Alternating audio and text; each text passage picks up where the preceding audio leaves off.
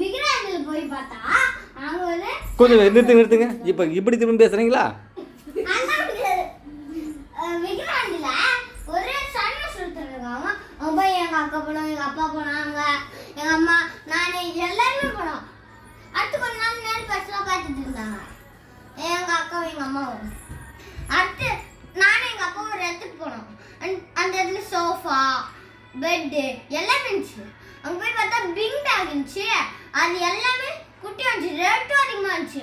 அடுத்து அங்கே போய் பார்த்தா பெரிய பிக் பேக்கு, அதுவும் ரேட்டு கம்மியாகவே இருக்கு. அமேசானில் பார்த்தா அதே ரேட்டு நல்லா இருக்குன்னு சொல்லி எங்கள் அக்காவும் எங்கள் அம்மாவும் கூப்பிட்டு வந்தாங்க.